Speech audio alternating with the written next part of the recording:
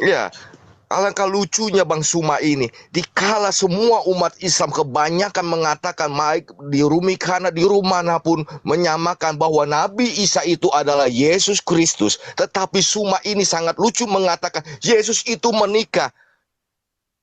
Ini kan sangat lucu. Sedangkan di kalangan umat Islam mengatakan bahwa Nabi Isa itu tidak menikah. Ini kan namanya munafik. Dikala saudara-saudaranya umat muslim mengatakan Nabi Isa itu adalah Yesus Kristus, dia lalu mengatakan Yesus itu menikah.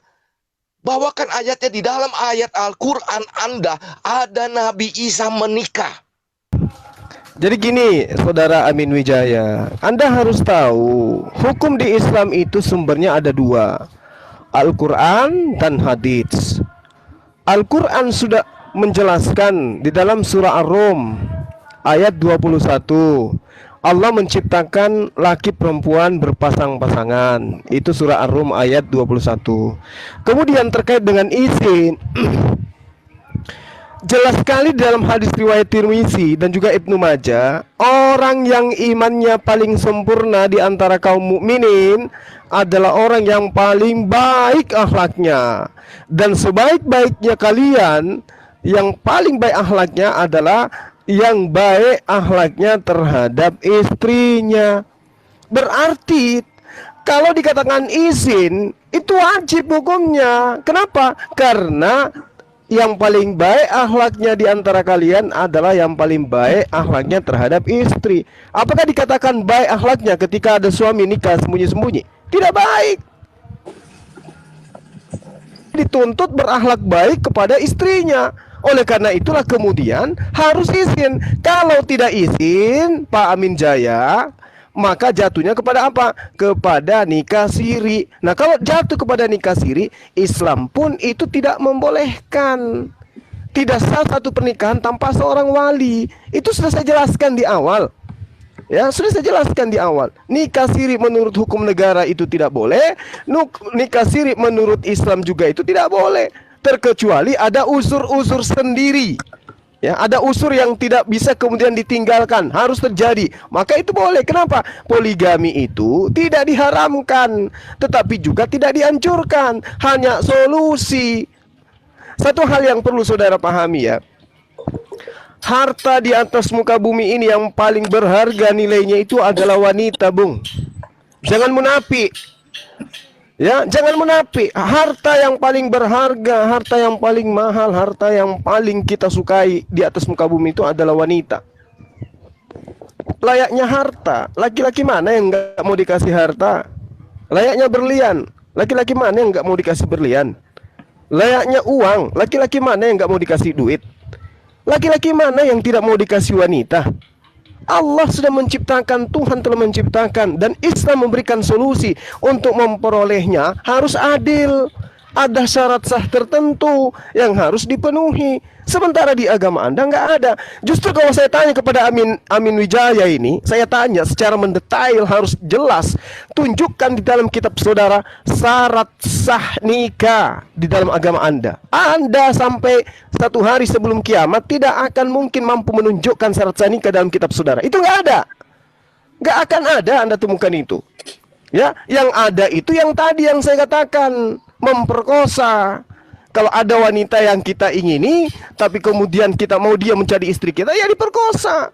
Meskipun tadi saudara Mossad melilit-lilit lidahnya, ngelari kemanapun dia pergi, jelas di situ. Untuk memperistrikan wanita tadi, ia memperkosa. Lalu dikatakan, oh itu suka sama suka. Ya derita Anda. Dalilnya begitu dalam kitab saudara kok. Original teksnya sudah saya bacakan. Jadi mau apa lagi coba? Anda membuat hukum-hukum yang kemudian tidak ada dalam kitab saudara sendiri. Sudah dua kitab, ambil dari Yahudi, bikin sendiri kitab, digabung menjadi satu. Nggak ada juga hukum-hukum syarat nikah dalam kitab saudara. Lalu kemudian tunjukkan dalilnya kepada saya. Di mana ada larangan poligami di kitab saudara? Tunjukkan. Nggak boleh poligami. Mana dalilnya? Mana dalilnya? Sedangkan kehidupan kita manusia itu digiring kepada suatu kondisi, sangat boleh jadi dengan perputaran kehidupan anak keturunan Adam, wanita lebih banyak daripada laki-laki. Itu gimana itu solusinya tuh? Kalau wanita lebih banyak daripada laki-laki, apakah kemudian ketika Anda seorang diri kemudian ada 5 perempuan, Anda apakan 5 perempuan ini? Anda membiarkan mereka itu membusuk gitu, menjadi pesundal gitu? Ya tidak mungkin. Allah memberikan solusi. Maka ada yang dikatakan poligami. Tapi poligami itu tidak seperti semudah yang Anda gambarkan. Al-Quran menjelaskan, wa min ayatihi an khalaqalakum min anfusikum azwaja litaskunu ilaiha wa ja'ala bainakum mawaddatan wa rahmah inna fi dzalika laayatin liqaumin yatafakkarun. Jadi kita dicipta untuk berpasang-pasangan. Itu dalilnya jelas dalam Al-Quran. Tapi ketika ada seorang laki-laki yang ingin berpoligami, ingin menikah lagi, maka kejadiannya harus kemudian mendudukkan akhlak terbaik terhadap istrinya. Apa akhlak terbaik itu? Salah satunya adalah izin. Apakah dikatakan orang itu kemudian akhlaknya baik kepada istrinya ketika dia menikah siri? Tidak. Sementara hadisnya diriwayatkan Tirmidzi dan Ibnu Majah, seorang suami sebaik-baiknya di antara mereka adalah yang akhlaknya yang paling baik terhadap istrinya. Itu bong izinnya. Nah sekarang mana dalilnya di kitab saudara pelarangan poligami? Ada enggak? Tunjukkan kepada saya. Mana larangan poligaminya? Enggak. Tidak akan Anda temukan. Lalu kemudian terkait dengan Yesus, sekali lagi saya katakan, kenapa di 3 teman saya Kristen ini tidak mau menyinggung Yohanes 20 nomor 15? Yesus beristri. Kenapa Anda nggak nyangga itu? Coba. Yesus beristri. Yesus memanggil istrinya Gune. Makanya di dalam kitab saudara, Yesus itu dipertontonkan diciumi kakinya oleh Maria, diminyaki oleh Maria, rambutnya lagi tuh yang diurapi, diminyaki. Kenapa seperti itu? Karena dia istrinya. Wanita pertama yang ke makamnya Yesus ketika dia dikuburkan dalam cerita kitab saudara, yang datang Maria. Kenapa Maria? Yang minta kepada Pilatus untuk diturunkan jenazahnya dari tiang salib siapa? Maria. Kenapa Maria begitu ngotot? Ya karena dia istrinya. Apa pembuktiannya? Baca kitab saudara. Matius 19:29, Yesus menjanjikan 100 istri. Kemudian dalam Yohanes 20:12, Yesus memanggil Maria dengan sebutan istri. Jadi mau lari kemana Anda? Mau lari kemana? Yesus itu adalah hasil dari poligami. Coba bayangkan kalau Daud tidak berpoligami, kira-kira Yesus itu ada enggak? Saya tanya dulu kepada Pak Amin Soleh, Pak Amin Wijaya ini. Andai saja Daud tidak berpoligami, apakah kemudian Yesus Tuhan Anda itu ada? Apa dasar Anda mengatakan Yesus ada? Sementara dia dari keturunan Daud. Keturunan Daud itu dari istri ketiga. Dari mana Anda bisa mengatakan Yesus itu akan ada kalau Daud tidak berpoligami? Itu dulu Anda pikirkan. Anda jawab saya itu. Andai saja Daud tidak berpoligami, apakah Yesus itu akan ada? Apakah Yesus itu akan tercipta? Apakah Yesus itu akan dilahirkan oleh Maria? Berterima kasihlah kepada poligami, Bang. Karena hanya dengan poligami lah. Coba poligami itu tidak ada, kalian tidak punya Tuhan. Ayo, jawab ini. Dan yang parahnya lagi adalah kalian menghujat poligami wanita, tapi kalian tidak menyadari kalian mempoligamikan Tuhan. Bapak satu-satunya Tuhan, Anda tambah dengan 2 Tuhan, Anda berpoligami. Poligamikan Tuhan. Lebih baik poligamikan istri daripada poligamikan Tuhan. Dan itu ada dalam agama Anda. Kapan sadarnya? Jangan munafik. Anda memiliki Tuhan bernama Yesus dari anak Maria, itu dari istri ketiganya Daud. Ayo, mau lari kemana Anda coba? Jadi berdamailah bahwa poligami itu adalah solusi yang diberikan oleh Tuhan kepada laki-laki, akan tetapi syarat-syaratnya berat. Jangan seperti orang di barat. Ya, istrimu istriku, anakku anakmu, tetanggaku tetanggamu. Jangan seperti mereka. Bahkan sampai mereka itu saking puasnya dengan wanita-wanita lain, mereka sekarang itu beralih kepada sesama jenis gitu loh. Apa penyebabnya itu? Karena tidak ada acuan di dalam kitabnya. Nggak ada. Syarat sah nikahnya apa? Nggak ada. Syarat sah nikah nggak ada. Coba Anda tunjukkan kepada saya. Kalau buat Pak Amin Wijaya ya. Jadi seorang munafik itu ya sadar-sadar sedikit lah. Demikian sementara, silakan.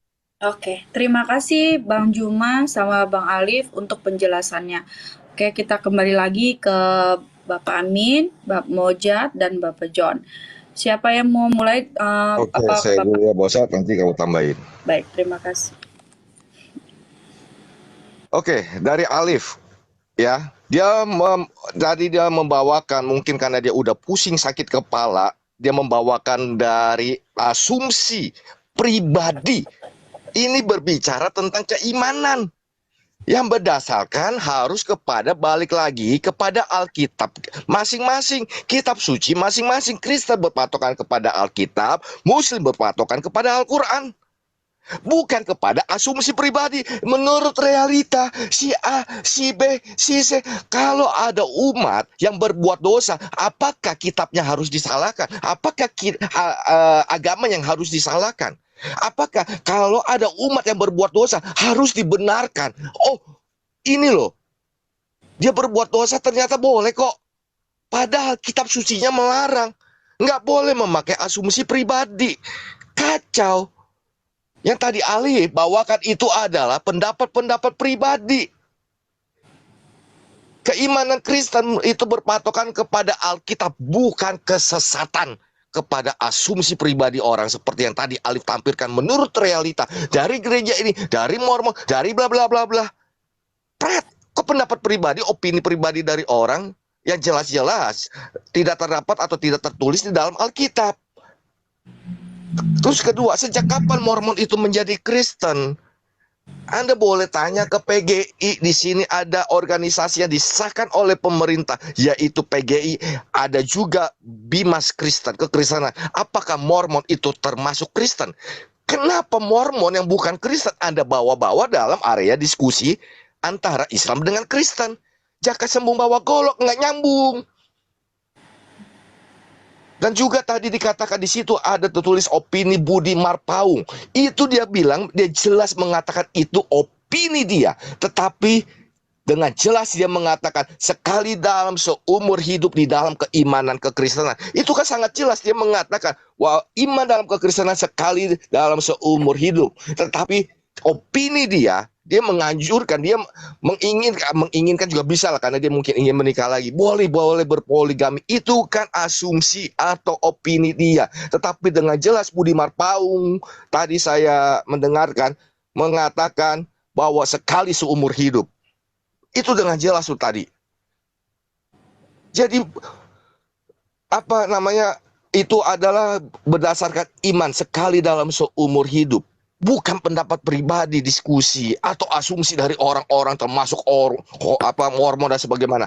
Dia juga dikatakan keuskupan La Lore mengajarkan bukan mengajarkan ya, mengatakan opini. Sedangkan kita semua tahu umat Katolik di seluruh dunia dimanapun bersumber juga pada satu, Vatikan Roma.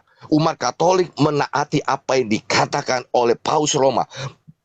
Paus jelas-jelas tidak pernah menganjurkan untuk beristilah 2, 3, atau 4 dan kamu harus bisa berlaku adil.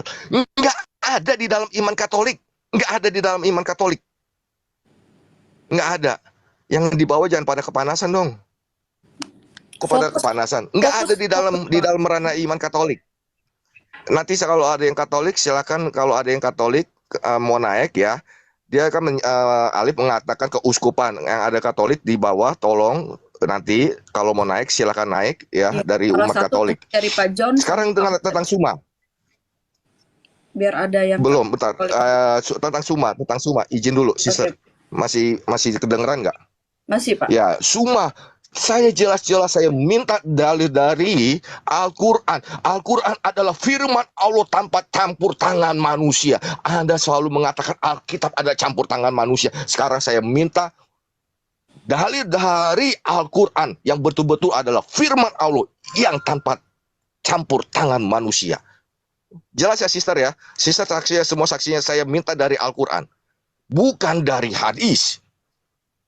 Bukan dari hadis.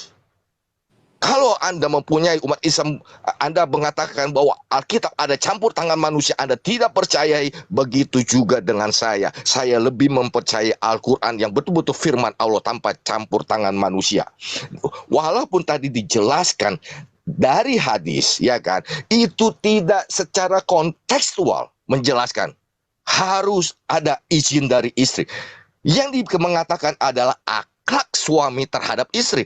Akhlak bisa juga sebagai kepala keluarga yang memenuhi kewajiban, seperti tadi Alif mengatakan, kalau dia minta BMW, saya ada duit, kita kasih. Akhlak, bukan izin.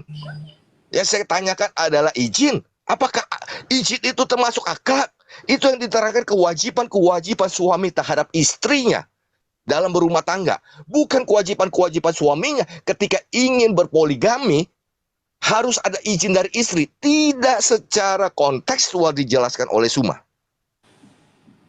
Makanya jangan ngawur ketika Anda menerangkan. Gitu. Secara kontekstualnya mana? Di dalam ayat Al-Quran harus ada izin dari istri. Terus juga dikatakan dalam Alkitab bahwa tidak boleh berpoligami. Sama halnya saya mengatakan balik lagi kepada Anda, di dalam Alkitab juga tidak ada pernah tertulis nikahilah 2, 3 atau 4. Enggak ada di dalam ayat Alkitab. Tidak ada. Tadi di Malaiki saya sudah mengatakan setia pada istri pada masa mudamu. Juga tadi Mosad juga banyak mengatakan ketika engkau bercerai, engkau menikah lagi, engkau dianggap berzina. Udah jelas. Bercerai aja artinya single. Kamu menikah lagi, itu dianggap berzina. Apalagi 2, 3, dan 4. Di dalam kekristenan dianggap berzina, engkau bercerai, menikah lagi, engkau berzina. Jadi gugur juga yang ayat mengatakan harus memperkosa dulu, baru bisa 2 atau 3 istri. Sedangkan Yesus mengatakan jika engkau bercerai dan menikah lagi, engkau dianggap berzina. Jadi sekali lagi ya, tadi yang belum ya, di dalam ayat Al-Quran ya tunjukkan ada dalil izin dari istri. Allah berkata kepada Jibril, kepada Nabi Muhammad tentang ayat harus ada istri, harus ada izin dari istri Anda. Kedua, tunjukkan di dalam ayat Alkitab ya, di dalam ayat Alkitab orang Kristen atau perkataan Yesus boleh beristri 2, 3 atau 4. Tidak ada sama sekali. Dan saya membantah sekali yang tentang bahwa Maria itu yang Yusuf meminta izin agar diturunkan Yesus dari tiang. Ini yang kebanyakan nih, yang kebanyakan Suma ini ya, suka menghujat. Tidak ada di dalam ayat Alkitab Yesus ada di tiang salib, tetapi Yesus ada di kayu salib. Yang suka dipeleset-pelesetkan tiang-tiangnya. Yang meminta izin adalah, Sister, tolong bukakan saya 19 ayat 38. Kita buka mulut dustanya si Suma. Buka apa ya? Yohanes 19 ayat 38. Yohanes 19 ayat 38. Ya. Baik. Yohanes 19 ayat 38.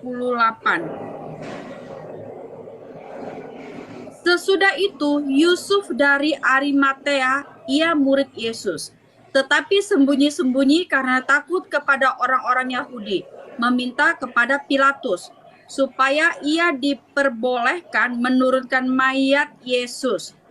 Dan Pilatus meluluskan permintaannya itu. Lalu datanglah ia dan menurunkan mayat itu.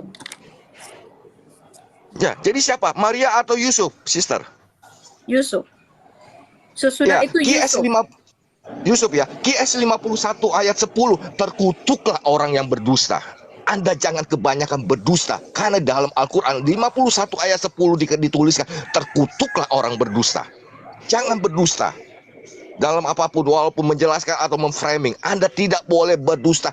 Taatilah ayat yang di dalam Al-Quran itu adalah firman Allah. Dikatakan Anda nggak boleh berdusta. Kalau Anda berdusta, QS 51 ayat 10 dituliskan, terkutuklah orang berdusta. Jadi hati-hati dengan perkataan-perkataan Anda. Jangan berdusta ya, dan jangan menjadi munafikun. Jangan Anda memfitnah, jangan Anda memframing. Itu ada di dalam Islam.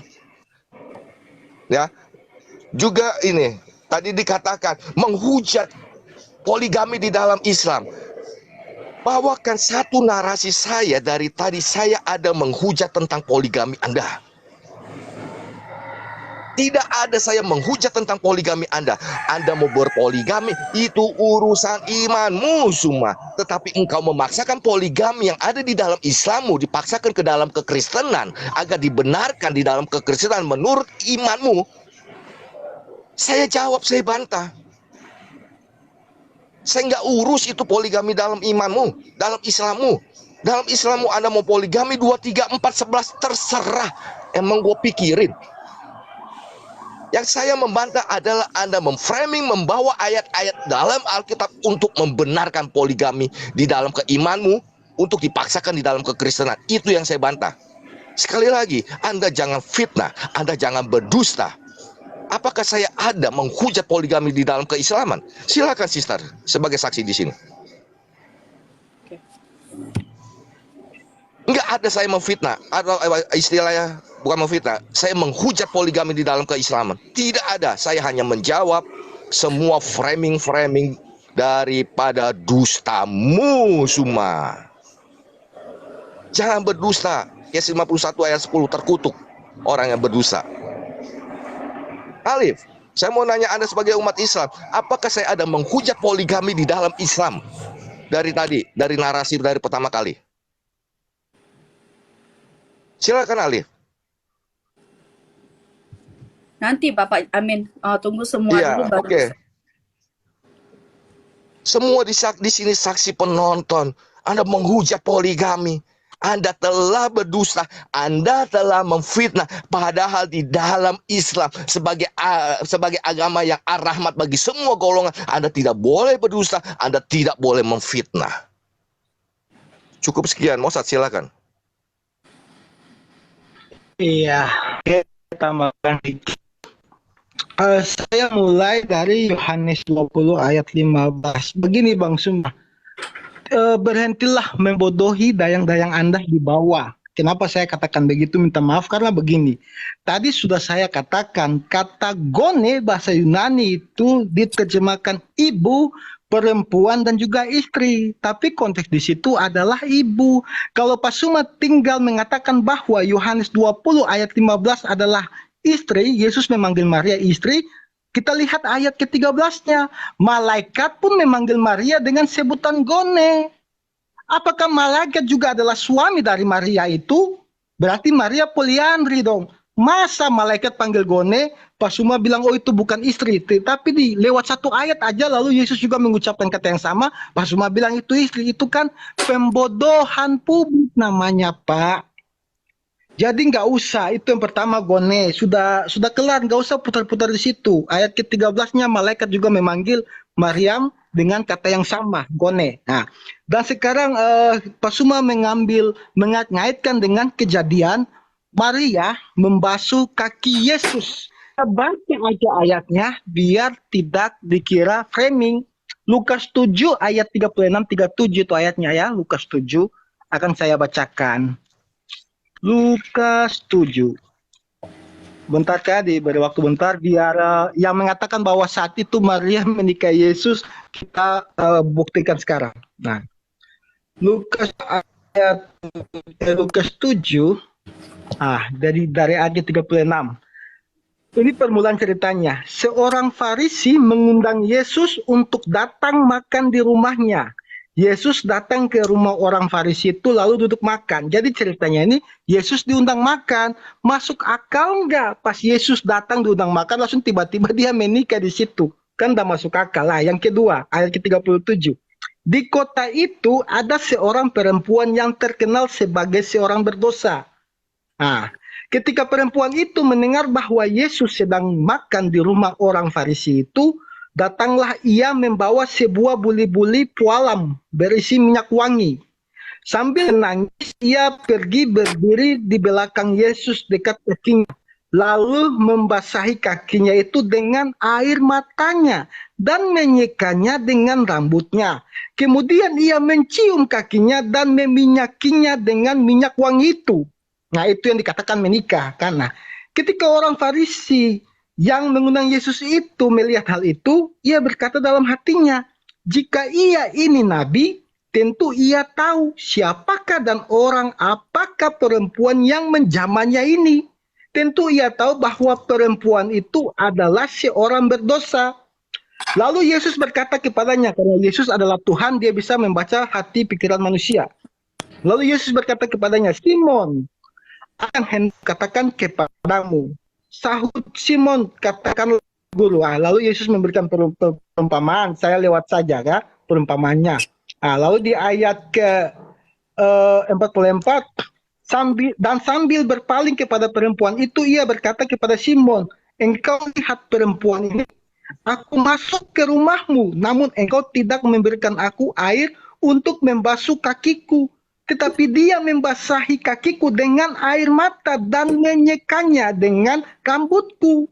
Engkau tidak mencium aku, tetapi sejak aku masuk, ia tiada henti-hentinya mencium kakiku.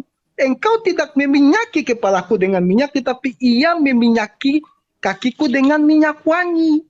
Sebab itu aku berkata kepadamu, dosa yang banyak itu telah diampuni. Yesus langsung seketika mengampuni dosa si orang berdosa itu, karena dia adalah Tuhan yang mempunyai hak untuk mengampuni dosa. Nah, jadi jelas bahwa itu bukan sebuah pernikahan. Ceritanya ini Yesus diundang makan di rumah orang Farisi. Bukan Yesus sedang mengadakan acara pernikahan. Jadi nggak usahlah membodohi publik, Pak. Cukup saja. Kategorinya tadi sudah terbantahkan di pasal yang sama ayat ke-13. Dan yang tadi Anda katakan bahwa itu adalah Yesus menikah, juga tradisi Yahudi sudah saya bantahkan juga. Itu ceritanya jelas. Kembali lagi ke penjelasan Pak Amin, itu sudah sangat lengkap. Mana ada ayat Alkitab yang mengajarkan harus nikah lebih dari satu istri? Sudah saya katakan berulang kali, nabi-nabi terdahulu, raja-raja Daud, Salomo, mereka mempunyai istri lebih dari satu. Itu bukan suruhan Tuhan. Itu untuk dosanya sendiri. Salomo aja kita lihat buktinya di 1 Raja-Raja 11. Tuhan tidak memperkenankan Salomo untuk menikahi banyak wanita, bahkan bergaul dengan wanita-wanita itu. Tetapi Salomo jatuh dalam dosanya, dia menikahi wanita-wanita itu, sehingga wanita-wanita itu membawa dia ke penyembahan berhala. Dan itu adalah dosa, bukan ketetapan Tuhan atau Tuhan suruh Salomo apa yang kamu menikah. Tidak, Alkitab menulis itu adalah kejatuhan Salomo, itu adalah dosa. Bukanlah kita bilang Salomo diperbolehkan mempunyai banyak istri. Itu sudah sangat jelas. Dan terakhir syarat nikah. Di dalam Matius 9, saya bacakan dengan jelas ya syarat nikah dalam kekristenan ini. Tata cara nikah dalam kekristenan ini sudah sangat jelas. Ke Matius 19 yang Yesus kutip dari kitab Kejadian 3. Sudah sangat jelas bahwa ini ayatnya yang ke ini. Jawab Yesus ayat keempat.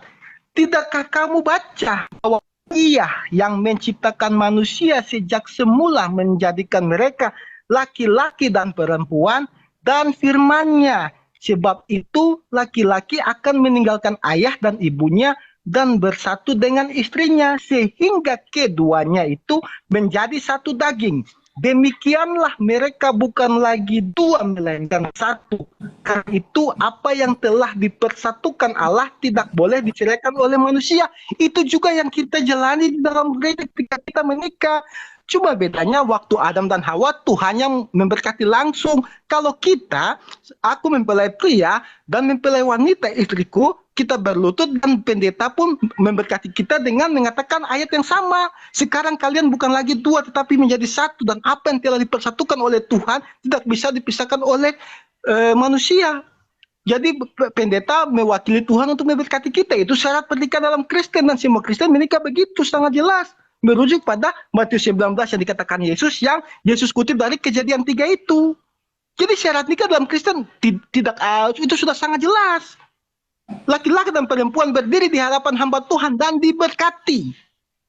Diberkati oleh hamba Tuhan menjadikan dua daging ini menjadi satu. Bukan satu sudah satu daging lalu bisa lagi ambil satu tambah lagi satu daging. Itu kalau di tubuh manusia namanya tumor. Daging-daging yang gak diinginkan itu tumor. Tumor bukan pernikahan yang sah. Jadi sudah sangat jelas ya di dalam Kristen. Jadi apa yang tadi Anda asumsikan, apa yang tadi Anda narasikan, pembodohan yang Anda katakan tentang kata gogone dengan Yesus menikah, itu sudah dibantahkan. Jadi tidak usah lagi membodohkan dayang-dayang Anda dengan ayat-ayat itu, Pak. Silakan. Oke, Oke, saya di tambahkan dikit lagi ya. Satu oke lagi baik. ayat. Sebelum ke Yudas ini dari saudara Katolik yang nanti dia akan membantah Alif. Oke, di dalam 2 Korintus 6 juga bila di 2 Korintus 6 ayat 14. Janganlah kamu merupakan pasangan yang tidak seimbang dengan orang-orang yang tidak percaya. Itulah syarat di dalam kekristenan. Kalau mengenai mahal, ya kan, itu misalnya sister host ini adalah dari suku Batak, tentu aja ada mahal kepada ibu, kepada ini saya etnis keturunan, ada juga dengan cara dengan mahal yang dibawakan itu berupa apa saja. Begitu juga dengan misalnya NTT atau di dalam keislaman pun ketika tentang hal syarat-syarat mahal itu juga tidak satu persamaan. Misalnya syarat utamanya harus adalah Al-Quran. Kita buktikan, buktinya banyak kok ada yang menikah. Misalnya syaratnya dengan mas kawin sejumlah uang berapa, dengan mas kawin kitab suci Al-Quran, dengan mas kawin ada juga yang dengan miliatan, dengan mas kawin rumah, dengan mas kawin uang berupa 88.888. Ini kan juga tidak ada persamaan di dalam ranah menikah di dalam keislaman. Sama sekarang kalau hal yang balik juga saya pertanyakan, yang balik kepada Suma maupun Alif, bawakan di dalam Al-Quran Anda syarat pernikahan di dalam Al-Quran antara Nabi Muhammad Anda dengan Siti Khadijah. Bawakan syarat pernikahan ya, mahal maupun yang namanya apa tuh ijab kabul, pernikahan Nabi Anda Muhammad dengan Aisyah, dengan Saudah. Bawakan ayatnya. Juga yang terakhir ini, Alif juga tidak pernah menjelaskan dengan secara kontekstual Nabi Isa itu menikah. Dia hanya menjelaskan nabi-nabi itu telah beristri, mempunyai istri. Sedangkan kalau kita search kata kunci apakah Nabi Isa Al-Masih menikah dalam Islam, itu blogspot kebanyakan dari umat muslim mengatakan Nabi Isa Al-Masih tidak pernah menikah. Tidak pernah menikah. Bawakan saya dari blogspotnya umat muslim mengatakan Isa Al-Masih itu menikah. Jadi Alif juga jangan abu-abu, jangan abu-abu ambigu begitu dengan memakai ayat. Bawakan di dalam ayat Al-Quran Nabi Isa Al-Masih menikah. Cukup sister, mungkin ini dari Bro Yudas dari umat Katolik. Oke, baik. Tadi saya minta izin kan. Thank you. Baik. Oke, terima kasih Bapak Amin Wijaya, Bapak Moza. Nah, sekarang ini kenapa saya naikin Bapak Yudas, saya turunkan Bapak John, karena di sini ada Katolik ya. Karena tadi Bapak Alif memperlihatkan itu Katolik ya. Nah, di sini Bapak Yudas akan memperjelas dari statement Bapak Alif. Oke, boleh dipersilakan Bapak Yudas.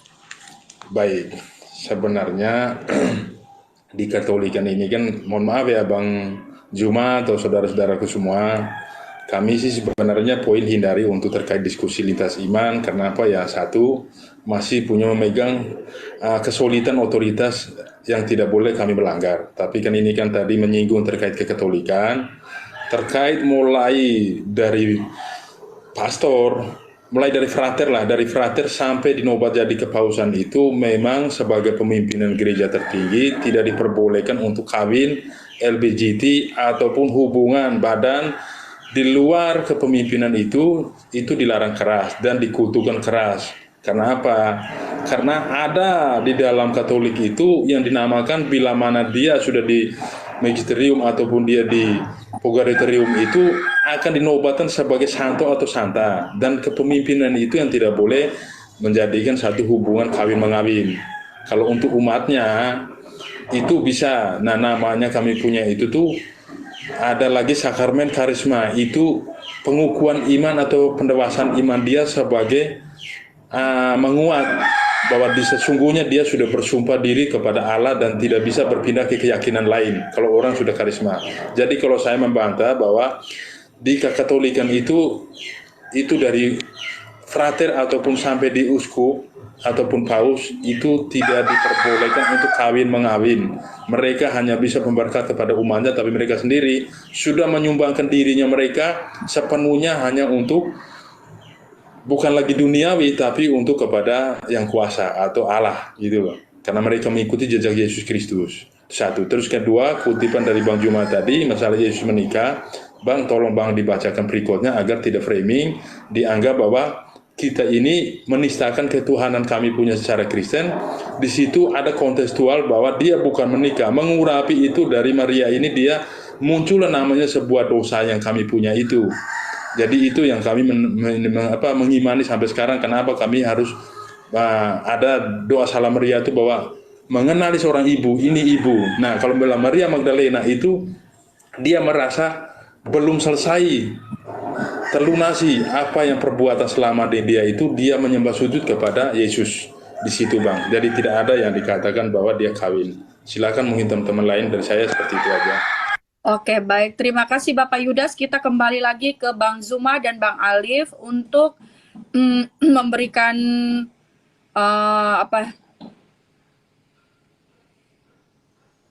jadi lupa. Silakan Bang Alif dan Bang Zuma. Siapa duluan, boleh? Ya, Bang Juma dulu boleh. Oh, boleh. Oke, Halo. baik. Iya. Ya, suara saya kedengaran. Jadi gini, terkhusus kepada saudara Amin Wijaya, Islam itu datang ya kepada baginda Rasulullah Muhammad SAW. Tugasnya adalah membimbing manusia. Bil bayyinati waz zubur wa anzalna ilaika dzikr litubayyana linnas ma nuzila ilaihim wa la'allahum yatafakkarun. Jadi baginda Rasulullah Muhammad SAW mendapatkan legitimasi dari Allah Subhanahu wa taala untuk menjelaskan hukum-hukum yang dijelaskan kemudian tentang apa perbuatan yang saya katakan tadi, akhlak yang baik terhadap istri. Akhlak, Anda nggak ngerti akhlak rupanya. Akhlak itu adalah tindakan perbuatan yang baik terhadap istri.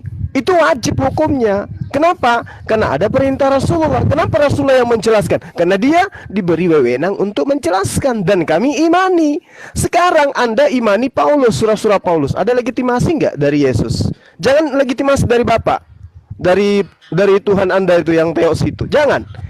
Cukup dari Yesus aja. Ada nggak legitimasi tentang perubahan hukum Taurat itu kepada Paulus dari Yesus? Ada nggak? Tunjukkan kepada saya kalau ada. Nggak akan Anda temukan.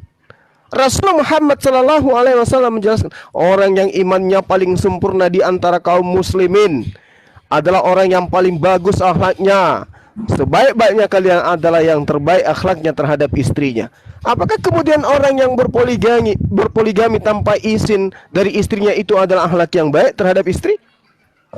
Tidak. Ya, Anda harus tahu itu. Jangankan untuk menikah lagi, untuk membeli barang-barang di rumah pun harus ada izin kepada istri. Bentuk akhlak yang baik itu harus diperlihatkan kepada istri. Nah, ini kenapa Anda memaksa untuk minta dalil dari Al-Quran? Kenapa? Karena Anda menghujat poligami. Nah, sekarang di antara kalian berdua tadi dengan saudara Mossad, tidak ada satupun yang bisa menunjukkan dalilnya bahwasanya syarat sah nikah itu mana dalam agama kalian. Hanya berdiri di depan pendeta kemudian diberkati, itu bukan syarat sah nikah, itu prosesi nikah. Anda harus belajar itu. Syarat sah nikah dengan prosesi nikah itu berbeda.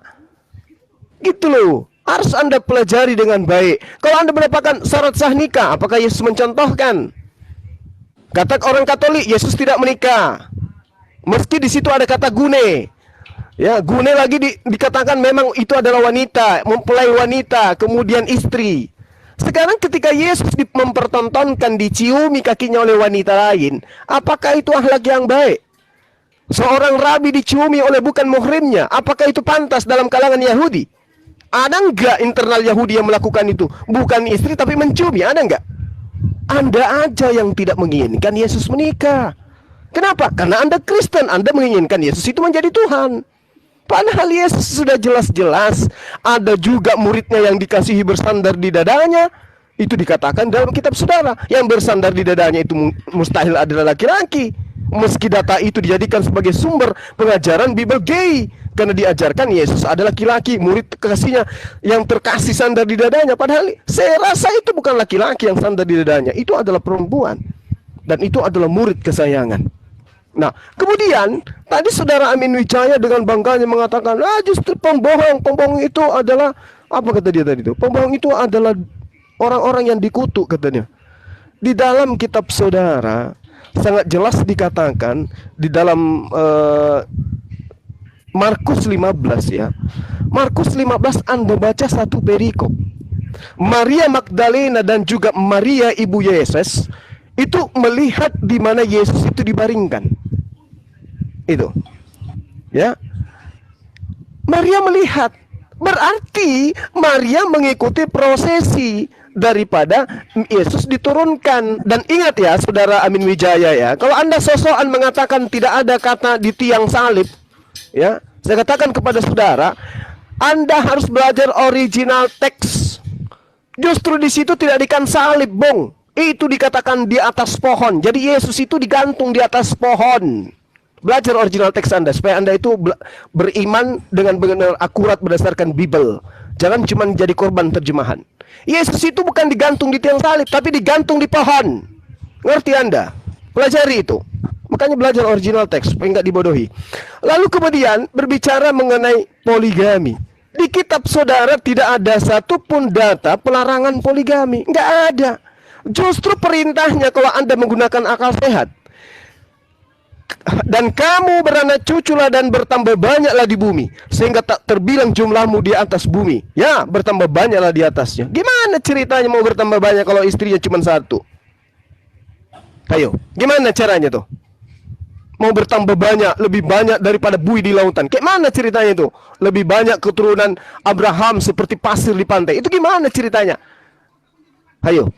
Harus itu berpoligami. Makanya kemudian di kitab saudara dikatakan 2 Samuel 5 nomor 3, Daud mengambil lagi beberapa gundi dan istri dari Yerusalem. Setelah ia datang dan dari Hebron, kemudian bagi Daud masih lahir lagi anak-anak lelaki dan perempuan. Mana pelarangan poligaminya kepada Daud? Ada enggak? Tidak ada. Makanya saya katakan, Anda memiliki Tuhan bernama Yesus hasil dari poligami. Berterima kasihlah kepada poligami. Kalau saudara Amin Wijaya tadi sudah angkat tangan, saya nggak ada menghujat poligami, itu tandanya Amin Wijaya sudah sadar, oh ternyata Tuhan saya yang dari bentukan manusia itu adalah hasil dari poligami. Terima kasih wahai poligami. Nah, lalu kemudian dalam kitab saudara, coba Anda lihat dalam Yosea 4 nomor 14. Aku tidak akan menghukum anak-anak perempuanmu sekalipun mereka berzina, atau menantu-menantumu perempuan sekalipun mereka bersundal, sebab mereka sendiri mengasingkan diri bersama-sama dengan perempuan-perempuan sundal dan mempersembahkan korban bersama-sama dengan sundal-sundal bakti, dan umat yang tidak berpengertian akan runtuh. Amsal 7 nomor 16 nomor 19. Telah kubentangkan permadani di atas tempat tidurku, kain lenan beraneka warna dari Mesir. Pembaringanku telah kutaburi dengan mur, gaharu dan kayu manis. Marilah kita memuaskan birahi hingga pagi hari dan bersama-sama menikmati asmara, karena suamiku tidak di rumah, ia sedang dalam perjalanan jauh. Kenapa ada dalil seperti ini? Karena perintahnya perbanyaklah keturunanmu. Itu perintah. Jadi kita nggak boleh munafik. Jangan munafik lah. Kalau tidak ada larangan poligaminya, jangan katakan poligami itu nggak bagus. Kalau ada perintahnya kemudian ada penjabaran dalam kitab saudara ternyata ada poligami, jangan Anda pungkiri. Yesus berasal dari istri ketiga. Jangan Anda pungkiri itu.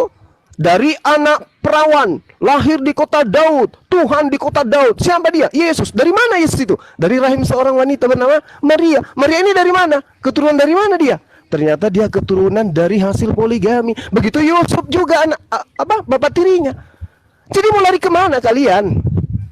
Mau jagoan, mau sok-sokan, satu istri, gitu maksudnya, cukup satu istri. Yang Anda harus pahami adalah daripada berzina, maka lebih baik poligami. Tapi di Anda, daripada poligami, lebih baik berzina. Itu di Anda. Dan saya yakin itu terjadi. Kalau di Islam tidak, daripada berzina mending poligami. Kalau di Anda, daripada poligami lebih baik berzina. Jangan munafik, saudara Amin Jaya, jangan munafik. Sudah berapa kali Anda berzina? Sudah berapa kali Anda main dengan perempuan lain selain istri Anda? Di Islam nggak boleh, Bung. Harus poligami kalau memang terpaksa harus melakukan sesuatu di luar daripada istri kita. Nikah solusinya. Kalau di Anda apa? Apa solusinya? Oh, jangan berpoligami. Tapi itu jawabannya sendiri. Makanya ada dikatakan kondom. Kondom itu buatan siapa? Untuk apa kondom itu? Ya, untuk melegalkan persinahan. Siapa yang membuat itu? Umat Islam? Tidak. Anda harus berpikir ke sana. Jadi sekali lagi saya katakan kepada saudara, konsep poligami itu adalah sudah dipertontonkan, sudah dipraktekkan, sudah dicontohkan, bahkan Tuhan Anda baik Katolik, Protestan, Abten dan seterusnya, kalian punya Tuhan itu berasal dari hasil poligami. Maka berterima kasihlah kepada poligami. Anda harus sujud syukur karena adanya poligami. Kalau perlu Anda puasa 5 tahun berturut-turut untuk ucap syukur karena poligami telah memberikan kepada kalian Tuhan. Siapa Tuhan kalian hasil dari poligami? Yesus. Harusnya kalian malu membahas poligami ini. Kenapa? Karena satu, tadi Tuhan kalian berasal dari hasil poligami. Kedua, kalian itu adalah makhluk-makhluk yang tidak kemudian punya terima kasih kepada Tuhan. Kenapa? Anda mempoligamikan Tuhan.